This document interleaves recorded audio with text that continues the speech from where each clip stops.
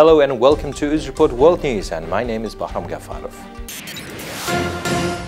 Russia's WebRF intends to finance the procurement of mining dump trucks manufactured by Belarus for Uzbekistan's Almalik mining and metallurgical complex.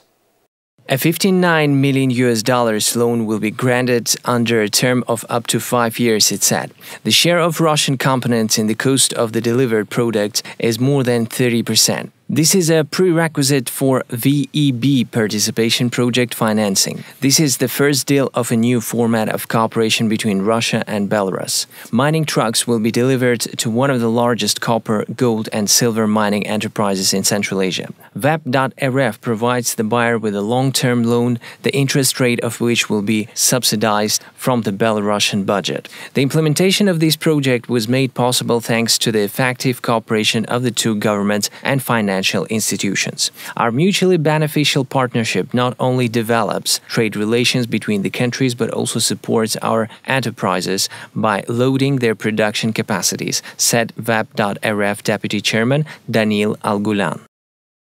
On December 8, a special chartered flight has brought 98 Uzbek fellow citizens from Syria, consisting of 25 women and 73 children.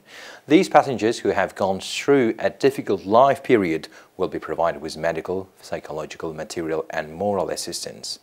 I am so grateful to our president, who didn't leave us to the mercy of life but rescued us from such a terrible place. I miss my homeland for more than 10 years. Uzbekistan plans to provide their smooth integration into society, educate, accommodate and employ in future.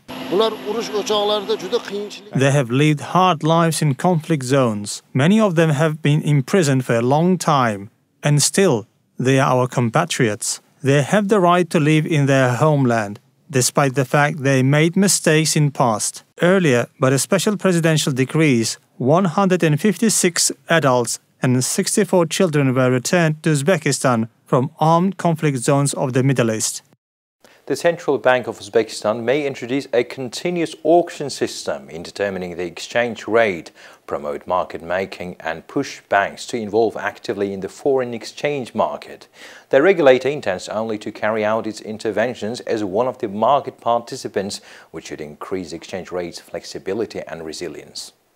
Market makers purchase and store securities, currency and other assets for the subsequent organization of their sale. They are key players in the market who help to determine a balanced exchange rate. Banks acting as market makers will help to improve the efficiency of the interbank foreign exchange market, the central bank said. The opportunities to freely sell and buy foreign exchange in the domestic foreign exchange market should contribute to the formation of a balanced exchange rate. From March 1, 2021, the Uzbek government may permit private companies to install road cameras and other video photos detectors which will record traffic accidents and violations. The authorities will select the contractors via electronic auctions and may commission for an unlimited period and with a right to transfer to another business entity. It's planned to install 3,356 video cameras and 763 stationary radars throughout the Republic. The Uzbek government has changed the licensing requirements for private employment agencies. According to amendments, an agreement between an agency and a client must be done online, in real time of the Labour Migration Information System. Additionally, the document stipulates to increase the reserve amount of the employment agency for obtaining a license, which is around $18,000. From now on, the agencies must keep all the agreements and inform the licensing authority within 7 working days of changes in the information about private employment agency, as well as its branches and representative offices. The licensing authority is authorized to enter the premises of private firms, study the necessary documents, have official reports from agencies on any wrongdoings, and file charges against agencies if it's necessary. Before the pandemic, patients wishing to undergo an MRI check used to pay around $10. But during the pandemic, the price somehow increased fourfold. The Anti-Monopoly Committee said it was going to conduct an investigation into this with the suspicion that prices among several competing medical institutions were raised on the basis of an agreement. But no checks have been conducted so far. What is the reason for this? First Deputy Chairman of the Anti-Monopoly Committee, Bobir Karimov, has the answer. The representative of the committee said that medical institutions linked the increase in prices with the 24-hour working regime and the increase in the number of patients. When we talked to the ombudsman in order to check this issue, we received a rejection for investigation. We were told that there is no law breaking, so we can not act against law either. We can give a proper conclusion only after being provided with documents which clearly demonstrate the base for price rise. We have the suspicions but no proof, therefore we could not conduct an investigation. Even the rise in the cost of medical institutions cannot be the basis for an increase in the payment for MRI check up to 4 times. This year, there were 442 applications for restrictions on the activities of entrepreneurs, obstacles, and unfair competition in the field of intellectual property. Moreover, there are many cases of unfair competition in food industry, pharmaceuticals, and beverages. In the 9-month period, 248 cases were initiated for violation of legislative requirements. Iran's top court said Tuesday it would uphold a death sentence against a high-profile dissident journalist. Ruhollah Zam was captured in the capital Tehran last year after years of exile in France. Iran called the arrest an intelligence operation. Zam's social media feed had more than 1 million followers. He was convicted of fomenting violence during anti-government protests in 2017. Iranian officials have accused government opponents living in exile of stirring the unrest, which began as protests about economic hardship and spread nationwide. Zam was the son of a pro-reform Shiite cleric. He fled Iran and was given asylum in France. Last year, Iran's Revolutionary Guards said it had trapped the journalist in a complex operation using intelligence deception. It did not say where the operation took place. Zam's Ahmed newsfeed was suspended by messaging service Telegram in 2018 for fomenting violence, but it has reappeared under another name. You don't have the ability to search me. Yes, we do. We do. Okay, so why do you have the ability to search me? Because I've made certain observations that makes me believe you're in possession of prohibited drugs. You understand? A major drugs bust across Australia's largest city. Police say the operation took place over 9 days, in which they arrested 137 people. They searched cars and suspected dealers on the streets and seized more than $129,000 worth of drugs. The operation was set up as part of an ongoing effort to track down the supply of cocaine across the city. Police also seized just under $84,000 in cash. The wide-ranging operation, they say, resulted in the largest number of arrests in a single sting since 2017. Officers say they detected a significant increase in people calling designated phone numbers for illicit substances to be delivered to their doorsteps since coronavirus restrictions eased in New South Wales. 77 people have been charged with drug trafficking, while 60 more were charged with drug possession. The U.S. House overwhelmingly passed a defense bill Tuesday that President Donald Trump has pledged to veto. It sets up a final confrontation between Trump and Congress just weeks before he's set to leave office. The bill was backed by both Republicans and Democrats, with 335 votes to 78, in favor of the $740 billion National Defense Authorization Act. It's a yearly bill that sets the policy agenda for military spending and is typically seen as must-pass legislation. This year's includes a provision to remove the names of Confederate generals from military bases, which Trump is opposed to. More recently, he has also objected to protections written into the bill for tech companies like Twitter and Facebook for what content appears on their platforms. Without providing significant evidence, Trump and many of his supporters insist these companies have an anti-conservative bias, which they've denied. Alongside a formal threat from the White House to veto the NDAA, Trump tweeted on Tuesday, "I hope House Republicans will vote against the very weak National Defense Authorization Act, which I will veto." Lawmakers note with pride the NDAA's passage for 59 straight years, indicating their support for a strong military. The chairman of the House Armed Services Committee, Adam Smith, said in a statement, "Today, the House sent a strong bipartisan message to the American people. Our service members and our national security are more important than politics. The Senate is expected to vote on the bill this week. Backers hope Trump will reconsider this veto threat if it passes by a margin similar to the one in the House. U.S. President-elect Joe Biden has chosen his defense secretary, retired General Lloyd Austin. That's according to a person familiar with the decision on Monday. Austin served under former President Barack Obama, overseeing forces in the Middle East as head of the U.S. Central Command. He would also be the first black person to run the Pentagon. The news was first reported by Politico. Austin is a surprise pick over Michelle Flournoy. She was a Pentagon policy chief under Obama, and many saw her as a leading contender for the job. She would also have been the first female Secretary of Defense. Austin's nomination could draw fire from progressive groups, given his role on the board of a number of companies, including weapons maker Raytheon Technologies. And he would be the second Pentagon chief in 4 years to require a congressional waiver, since it has been less than 7 years required of the position since he served in the military. Biden's first major challenge, however, will be the global health crisis. He's already nominated key members of his health team, including California Attorney General Xavier Becerra as head of Health and Human Services. And Biden's asked Dr. Anthony Fauci, the nation's top infectious disease expert, to stay on as a chief medical advisor.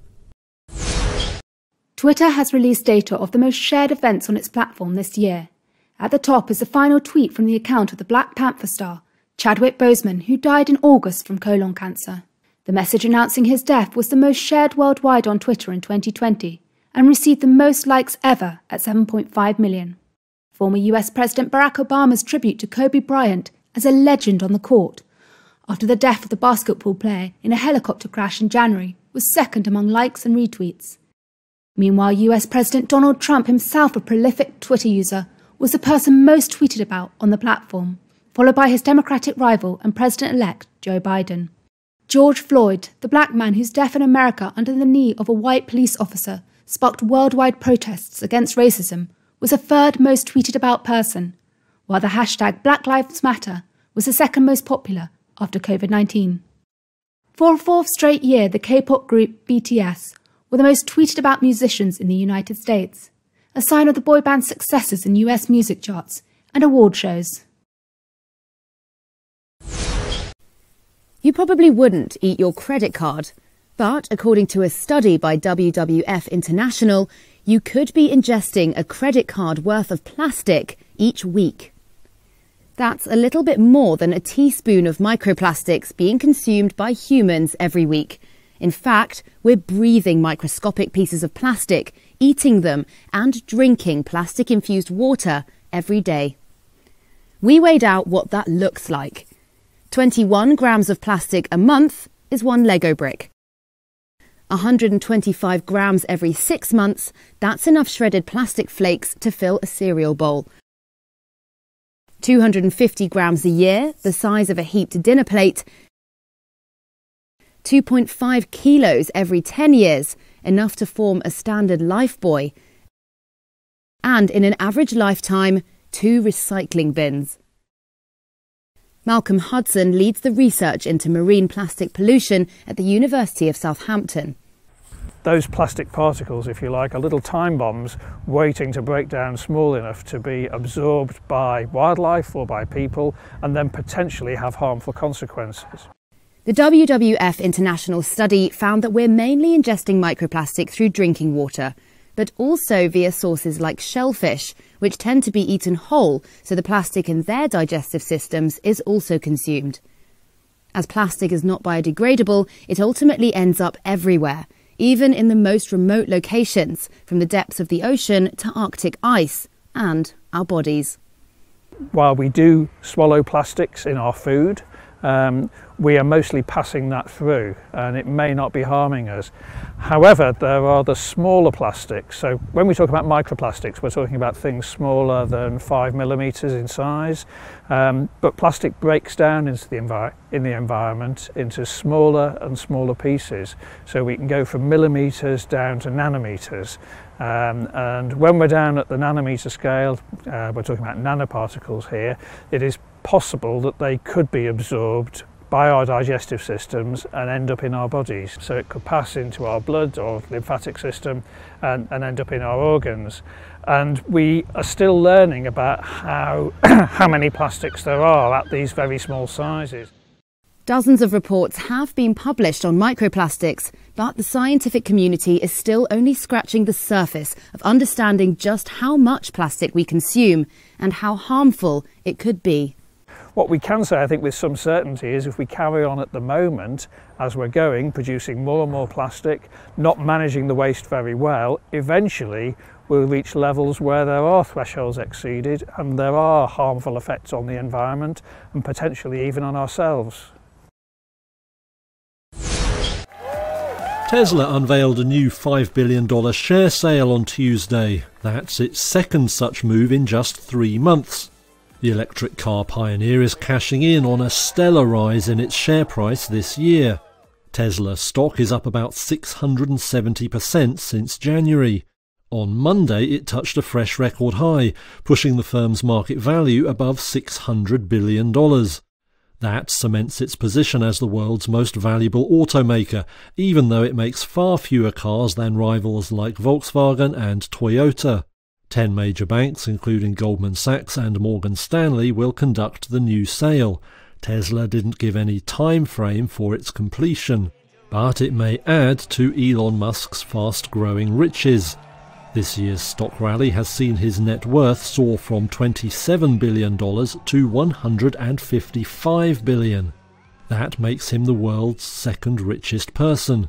Some market watchers, though, think that Tesla stock is a bubble and warn against adding it to the benchmark S&P 500 index at current levels. Analysts' median price target for the shares stands at $400, over $200 below the current price. Apple on Tuesday unveiled over-the-ear headphones that cost $549, pricier than its entry-level iPhones, iPads, or watches. The new AirPods Max could boost the company's sales over the holiday season. The new headphones boast 20 hours of battery life, noise cancellation, and 9 microphones inside the ear cups that help adjust audio levels. They're capable of delivering higher quality audio than in-ear devices because they seal around the ear. The AirPods Max, which ship next Tuesday, will compete with high-end headphones such as Bose's noise-canceling 700 units that sell for $340 with holiday discounts. Prices for Apple's in-ear headphones will remain the same. AirPods at $159 and AirPods Pro at $249. The launch of the AirPods Max comes amid rising sales for Apple's accessories, just as revenues from its flagship iPhones have been falling. Apple also said it'll launch its $10 per month fitness subscription service next Monday. Shares of exercise equipment maker Peloton, which also offers virtual fitness classes, initially fell on that news before turning higher. So far, these were the latest news for today. Goodbye, take care.